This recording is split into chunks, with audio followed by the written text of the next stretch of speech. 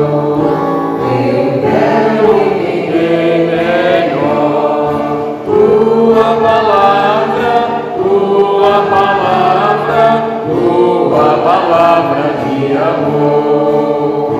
O mundo ainda vai viver tua palavra, tua palavra, tua palavra de amor.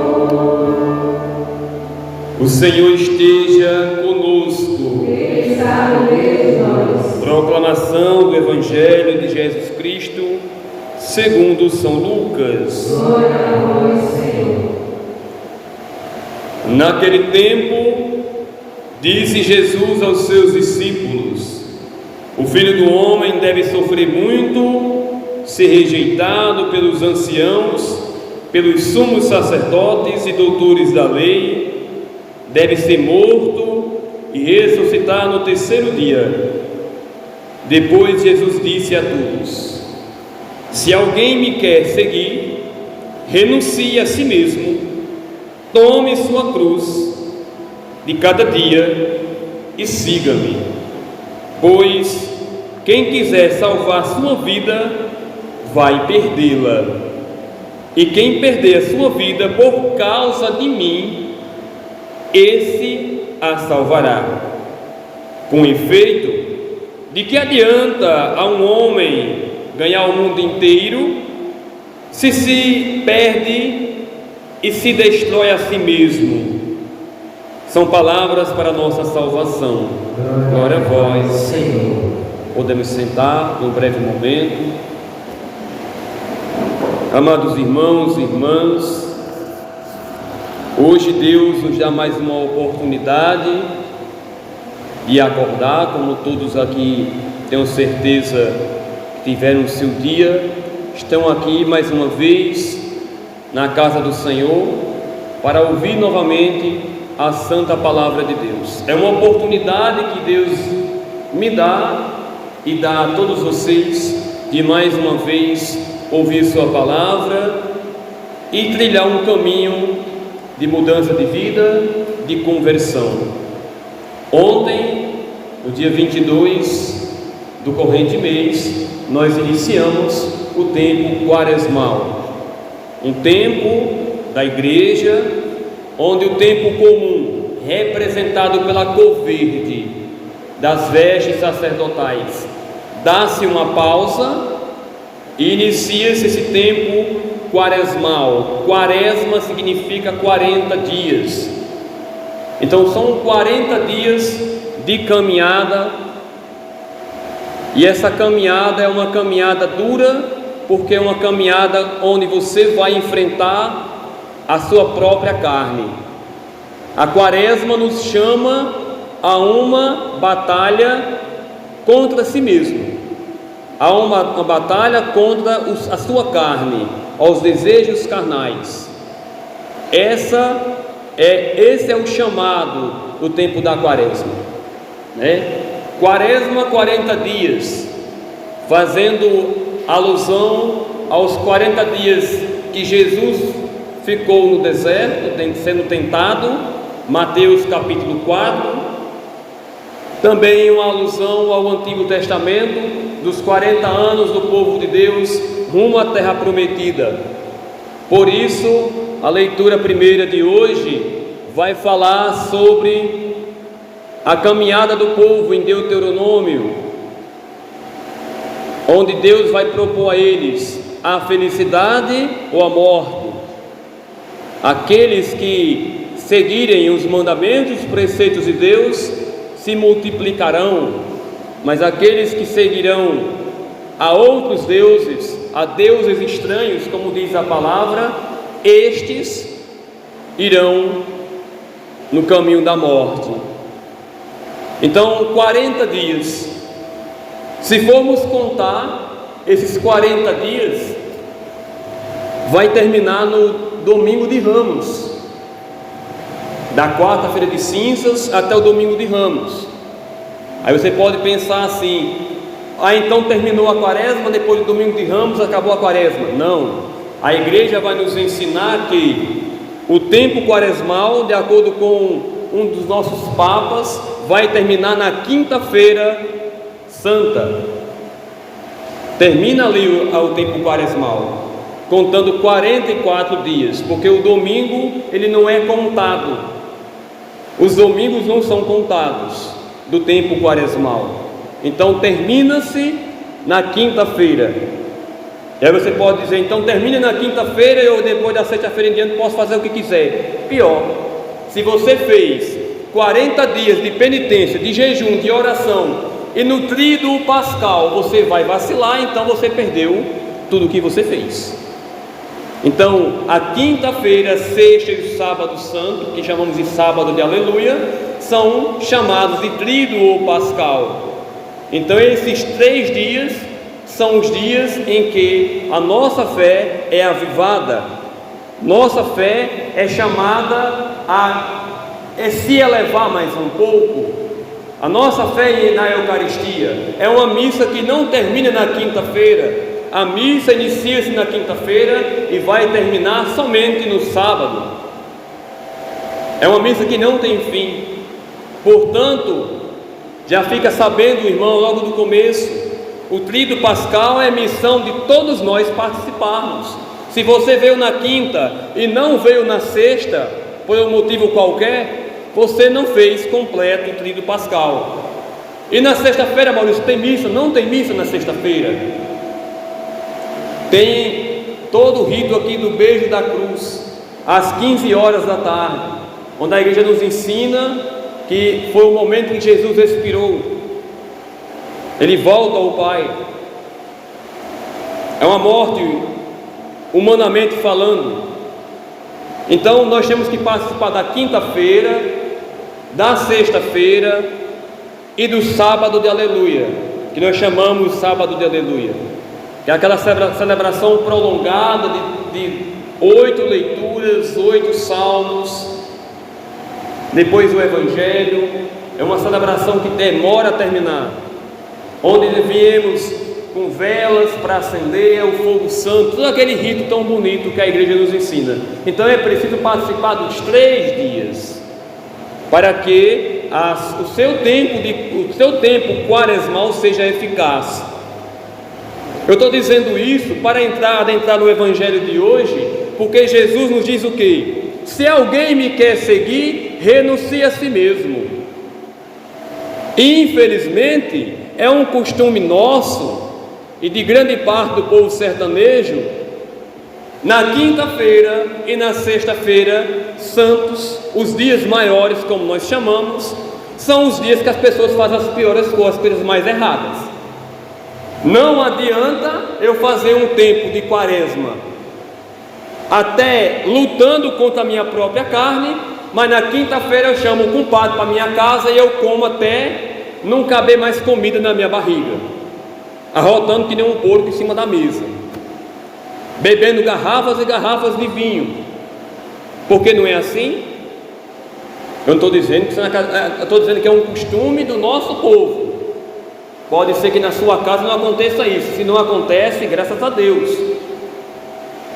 Eu tenho certeza que em algumas casas não acontece isso, mas em grande parte das casas acontece. Gente que gasta dinheiro de um mês na feira para comprar, para chamar o compadre. Aí no outro dia o compadre vai para casa da comadre de novo, é uma troca, né? Não adianta. Aí a campanha da fraternidade está falando sobre a fome, de ajudar o próximo, aquela coisa toda. Aí nós fazemos uma coisa dessa. Tem alguma coisa a ver com o tempo da quaresma? Não tem. A quinta-feira e a sexta-feira, que são os dias maiores, são dias da gente realmente se voltar para Deus. O que acontece na quinta-feira santa? Jesus reúne seus discípulos, celebra a primeira missa, que é a celebração do lava-pés, e naquele momento ele vai instituir a Eucaristia. Aqui eu creio que as pessoas rezam um terço, não é? Quem reza o terço aqui, levante a mão. Quem reza o terço? E na quinta-feira, o que é que nós fazemos nas contemplações?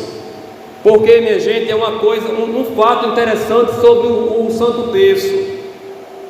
Não adianta somente rezar o Santo Terço por rezar. Tem gente que só reza o terço. Todo dia tem as contemplações. Na quinta-feira, o que a igreja nos ensina a contemplar? São os mistérios, como que é chamado? Mistérios luminosos. Onde o primeiro mistério, a igreja nos ensina a meditar sobre o batismo de Jesus nas águas do Rio Jordão. No segundo mistério, a igreja nos ensina a contemplar o primeiro milagre de Jesus nas bodas de Caná. No terceiro mistério, Jesus nos convida à conversão, o anúncio do reino de Deus e o convite à conversão. Quarto mistério, a transfiguração do Senhor. E o que acontece no quinto mistério? A instituição da Eucaristia. Então, no quinto mistério é meditado sobre a instituição da Eucaristia. Padre Paulo Ricardo vai nos ensinar que quando nós estamos rezando o Santo Terço, a cada contemplação a gente é meditando as dezenas daquele mistério e pensando naquela passagem bíblica. É como se as Ave Marias fossem um fundo musical. Quem já rezou o Santo Rosário, que são 20 mistérios, o Frei Gilson está rezando, o Instituto Reze, às 4 horas da manhã, é todo um trajeto, minha gente. Os 20 mistérios é um trajeto, desde o nascimento, o anúncio do anjo Gabriel, até a ressurreição de Cristo. É um trajeto. Você reflete todo o Evangelho quando você reza o Santo Terço. Todo o Evangelho, desde o nascimento de Jesus até o último tempo ali, que é a instituição da Eucaristia. Então na quinta-feira acontece isso. Olha a dor de Jesus, depois que ele institui a Eucaristia, para onde ele vai? Vai para o Monte das Oliveiras, vai sofrer. Os discípulos dormem. A palavra vai nos dizer que naquela noite ele vai suar sangue. É dia de alegria? É dia de você encher a barriga de vinho, comer por todos os lados, contar piada. Aí na sexta-feira você sabe, não precisa dizer o que acontece na sexta-feira. Aí você está lá. Não adianta, gente, isso não é uma religião que converte, isso não é uma religião que muda. Se a gente ouvir a santa palavra de Deus, a gente não colocar em prática, nem nada adianta. Eu digo que sou católico, mas quando eu vou colocar em prática a palavra de Deus, eu fico, mas isso aí, eu chamei o meu compadre, a gente tem que se alegrar, Jesus quer da gente alegria. Sim, mas o tempo da quaresma não é tempo de alegria não. É um tempo de penitência, é um tempo de jejum, de abstinência, de oração. É a luta contra a sua carne. Quando falamos a carne, eu estou falando dos desejos da carne, as curiosidades. Quando eu estava para sair, algo me dizia: vá lá nos seus livros e leve este livro. Mas o livro aqui é grande, né? E só pediu para abrir e estava marcada a página. E quando eu abri o livro, eu fiquei maravilhado com o que estava marcado, escrito, que eu já li esse livro, e se encaixa perfeitamente com o Evangelho de hoje, que vai falar sobre a questão da carne, né? Dessa luta contra a carne. A outra coisa da qual se deve preservar o intelecto é a curiosidade. Grande parte dos nossos pecados, que é a luta contra a carne, nos dias de hoje, é a curiosidade. A nossa curiosidade nas redes sociais, não é? A gente abre uma rede social como o tal do Facebook, e hoje nós temos as novelinhas de 7, 8, 9 minutos, 12 minutos, que a gente olha assim muitas vezes e tem muita gente que está lá curtindo, comentando, em todas. Aí está lá: homem trai a sua esposa com a empregada, fulano de tal cometeu isso não sei de onde, Quando você vai olhar as visualizações, é 100 mil visualizações, 1 milhão de visualizações, e quem vai visualizar isso? Com dor no coração, eu digo, a grande maioria se diz católico. As festas de carnaval que lotaram aí em todos os lugares, como eu pregava sábado no Pastor Osório, quem lota as festas de carnaval? Em 99% católicos de IBGE. Não são os católicos de fato que querem seguir a palavra de Deus. E abrindo um parênteses aqui, não quer dizer também que o católico que segue a palavra de Deus é santo, não. Ele é pecador, e quem sabe mais pecador do que você. Eu, qualquer um. Nós temos as nossas fraquezas. Eu tenho minhas fraquezas. Eu sou pecador. Eu reconheço minhas falhas e luto para que eu melhore a cada dia. Essa é a proposta do Evangelho de hoje: renunciar a si mesmo, tomar a sua cruz e seguir em frente. Essa renúncia é isso. É aquela vontade de você olhar aqui na rede social e dizer: não vou olhar essa desgraça não. Não vai quebrar o telefone também não, que depois você se arrepende e vai ter que comprar outro. Desligue. Saia da rede social. Faça um propósito nessa quaresma: eu não vou entrar no Facebook toda quaresma. Eu não vou usar o Instagram nessa quaresma. Eu vou sair de grupo fulano que só tem pornografia. Porque tem grupos que a gente participa que só tem o que não presta. Saia. Como eu vinha refletindo para cá, de que adianta nós amanhã estarmos rezando a primeira via sacra? Quando eu chego em casa, fecho o meu livrinho que eu paguei R$5 e já rezei a minha via sacra. Chega em casa, se deita no sofá, pega o telefone e fica até meia-noite olhando no Facebook. Você tomou banho, botou perfume, depois chegou em casa e caiu na lama dos porcos. Não adiantou nada. Mas me deu uma vontade. É aí aonde vai travar o desejo da carne, é a luta contra o desejo da carne. É como o padre Overland dizia: no final desses 40 dias eu tenho que olhar para mim mesmo e fazer uma avaliação. O que foi que mudou em mim? Eu estou conseguindo refrear minha língua? Eu estou rezando o Santo Texto com mais vontade? Porque, convenhamos, às vezes a gente reza o texto por obrigação, não é? Dormimos no texto. Quem aqui nunca dormiu com o texto na mão? Acho que todo mundo já, né? Aqueles que gostam de colocar em prática todo dia, né, dona Marlene? Reza com o texto na mão. Um dia eu fiz um propósito de rezar o texto deitado. Eu disse: vou rezar o texto para ver se o sono chega. Mas o propósito era terminar primeiro o texto, né? Sei que na metade do texto eu terminei, e no outro dia acordei com o texto enrolado no braço. Eu disse: agora, meu Deus, onde foi que eu terminei? Onde foi que eu parei? Eu só lembro que eu tinha contemplado o segundo mistério, mas o restante, então eu peguei dali e tive que terminar no outro dia. Eu disse: não dá certo, não dá certo, né? A gente sentado dorme. Quando a gente está muito cansado, até andando, dá vontade de você abrir a boca. Mas é essa luta que a gente deve travar, essa luta contra a carne. São Paulo vai nos dizer que essa luta que deve ser constante nesse tempo da quaresma, como o padre Clodoaldo pregava aqui, é nesse tempo que o Satanás mais nos tenta.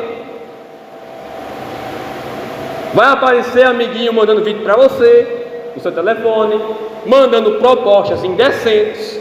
Aí você lembra de hoje, essa pregação. Olha, está vendo bem o que ele disse? Ele não, que aqui não é palavra minha, é palavra de Deus. Não, isso não é meu, isso é de Deus. É de Deus, não é minha, não é palavra minha, é palavra de Deus. Então renunciar a si mesmo é uma luta contra a sua própria carne. O que é que você gosta de fazer que sabe que está errado? É aí onde você tem que lutar. É aí onde você deve combater. É aí onde você deve, com todas as forças, combater. Porque a astuta serpente, sabendo que a vontade é forte e confiante nas pessoas de profunda vida espiritual, procura então confundir a sua inteligência, para dessa forma dominar uma e outra. E acontece muito isso. né? Acontece muito isso. É mais perigosa a soberba do intelecto do que a vontade, pois a soberba da vontade, sendo conhecida pelo intelecto, pode ser facilmente curada pela obediência. Ou seja, a soberba do intelecto, aqueles que dizem que sabem demais. Sabe aquela pessoa que fica em casa e às vezes critica quem está na igreja, querendo dar uma de sabido? Ah, você está na igreja e você está fazendo aquilo, isso aí está tudo errado. De que adianta você fazer isso aí, depois está fazendo aquilo, não sei o que, não sei o que, né? Essa soberba de se achar maior do que os outros, quando a queda vem, a queda é fatal. A gente tem que ouvir e é simplesmente silenciar e seguir o nosso caminho, como Jesus diz: tome sua cruz e siga-me. Quem sabe a sua cruz seja mais pesada do que a minha. Mas como eu ouvi uma palestra hoje em Cacimbinhas, não corte sua cruz, não queira torná-la mais leve, pois lá no final da caminhada pode faltar um pedaço, o pedaço que você cortou. Cada um de nós aqui tem uma cruz: problemas financeiros, problemas familiares, problemas de saúde, esse combate ferrenho, vícios. Quantas pessoas lutam anos para se livrar de um vício, e seja ele qual for. Hoje a nossa juventude, nossas crianças, adolescentes, viciados em jogos, em telas. Como eu ouvia hoje, gente dizendo que dorme com o telefone debaixo do travesseiro. Você está falando também assim? Não diga nada. Se você dorme, não diga. Gente que antes de escovar os dentes pega o telefone para ver o que está acontecendo. Tem gente 5 horas da manhã já dentro das redes sociais. A primeira atividade que faz é a rede social. A sua carne está te dominando, criatura. Há um texto para rezar. Um texto é muito difícil, eu sempre durmo, rezo do mesmo jeito. É essa luta que deve ser travada. É você dormindo, babando em cima do texto, mas tem que ficar com ele. Reze. Não pode vacilar. Eu não sei, aprenda. Porque é uma vergonha a pessoa que diz católico e não sabe rezar o texto. Há pessoas que realmente não têm instrução. Eu não sei contemplar. Hoje tem tudo. Tem aplicativo hoje que ensina a contemplar os mistérios do texto. Eu sei os 20 de cor. Às vezes dá um branco e eu esqueço. Ora outra.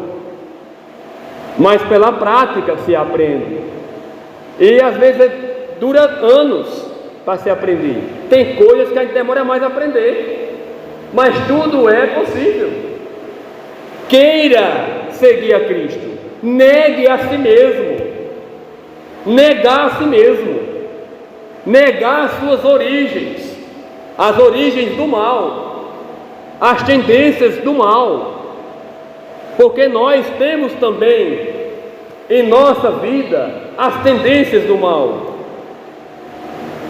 costumes errados, muitas vezes da nossa família, que a gente cresceu pensando que aquilo era certo, né? Quantos homens antigamente, avós, bisavós, tataravós, tinham o costume de ter 2, 3, 4 mulheres. E a gente escutava essas histórias e diz: está no sangue, então eu vou seguir do mesmo jeito. Está errado. São essas tendências que eu tenho que lutar. O negar a si mesmo, negar as suas origens, é nesse sentido. É nesse sentido. É seguir aquilo que Cristo nos diz. O que é que Cristo nos diz? A palavra está lá explicando tudo direitinho. Hoje, particularmente, ele está dizendo: negue a si mesmo. Negue os seus pensamentos tortos. Tome essa cruz. Muitas vezes, um casal que às vezes tiveram à pressa e não seguiram o caminho da igreja, e de repente tiveram que casar porque cometeram algo errado antes, fora do tempo, aí depois se arrepende. Tome sua cruz, criatura. Você tomou essa decisão. Ah, se eu soubesse que ela era assim, eu não tinha casado. Ah, se eu soubesse que ele era assim, eu não tinha casado. Quem mandou você ser muito apressado, querer comer a carne antes de cozida? Tem que esperar cozinhar, e às vezes demora tempo. Se for um galo velho aí que é duro, né? Tem que esperar. Aprenda a esperar. O casamento turco, eu estava vendo um dia desse, o casamento turco é tão interessante que no momento da celebração do casamento turco é apresentar ao casal uma cruz, um crucifixo, dizendo para eles: tome essa cruz, essa cruz, você é a cruz dela, ela é a sua cruz. Da agora em diante, sigam os dois. Agora é uma só carne. Ature-se um ao outro. Siga em frente. É como diz a Santa Palavra de Deus: se você planta milho, vai colher milho. Não vai sair um mau fruto de uma árvore boa, nem um bom fruto de uma árvore má. Se você plantou uma má semente, você vai ter que colher essa má semente. Mesmo os eleitos de Deus. Veja o exemplo de Davi. Davi cometeu erros, sérios erros, e o profeta Natan disse para ele: os da tua casa irão se voltar contra ti pelo teu erro. Salmo 50. E o que foi que aconteceu? Ele passou por isso, ele sofreu as consequências. Absalão, seu filho, queria matá-lo, ele teve que correr para não morrer. Um dos seus filhos, que naquela época era permitido ao homem ter mais de uma mulher, estou falando de mais de 2000 anos atrás, não é? Jesus veio colocar tudo no seu lugar, mas no tempo de Davi era permitido mais de uma mulher. Então, um filho de uma mulher com outro filho de outra mulher, que eram irmãos de pai, esse filho quis estuprar a irmã. Olha a bagaceira que aconteceu. Por quê? Por causa do erro de Davi. E todo mundo conhece a história que ele ficou com a mulher do seu melhor amigo, o soldado Urias. Ele mandou o coitado ficar na frente de batalha para morrer. Foi um grande homem. Tanto é que é citado no Evangelho: Jesus, filho de Davi. Davi é muito citado na Bíblia, mas ele pagou pelos seus pecados. Então, se você cometer um erro na sua vida, a sua cruz poderá ser maior. Você vai carregar essa cruz por mais tempo, ela vai ser mais pesada. E siga-me, quer dizer, continue. Davi desistiu, Davi se revoltou contra Deus. Quem já teve aqui pelo menos a curiosidade boa de olhar os Salmos, e os Salmos vai nos dizer que em Davi tudo ele aprendeu, até nesses momentos. Ele não se rebelou contra Deus, ele louvava a Deus, porque sabia que tudo aquilo que ele tinha feito em terra estava pagando. Nós não temos um comentário que a gente faz assim, né, muitas vezes, né? A gente diz assim: não se paga lá no céu quando morre, não, se paga aqui na terra os pecados. E é verdade. Os frutos a gente vai colher aqui. Colhemos aqui os maus frutos. Então passe a plantar bons frutos nesse tempo da quaresma, para concluir essa reflexão, que é um tempo de jejum, de caridade. Faça bem o próximo, ajude o próximo, ajuda quem precisa, e também leve uma palavra, porque eu ando refletindo.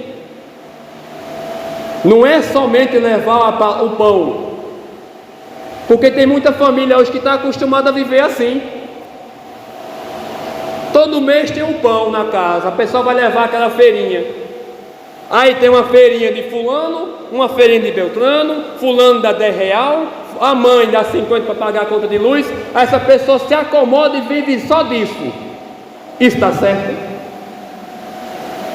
Na sua consciência de cristão isso está certo? Será que Jesus ensinou isso na palavra? Todo mês eu tenho um bujão, tem uma feira que vem dali, uma feira que vem de acolá, mamãe dá 50, papai do aposento dá 100, eu tenho um Bolsa Família de 600, eu vou juntando, essa pessoa depois ele sai com mais de salário mínimo. Aí chega alguém para limpar um quintal, dou 20 conto para tu, vou não, para quê? Já tem tudo. Isso é vida de cristão? Isso está certo? Está errado, está erradíssimo. Ajudar quem precisa, sim, mas ensinar a pescar, ensinar a trabalhar, a sair desse comodismo. Tem um monte de gente vivendo assim, muita gente que você conhece, que eu conheço, vive assim. É ou não é verdade? Essa é a mais dura realidade. Existem pessoas assim. Claro, existem as exceções. Tem pessoas que são doentes, que não podem trabalhar, tudo bem. Esse a gente tem que ajudar mesmo, porque não pode trabalhar, a gente vê a situação.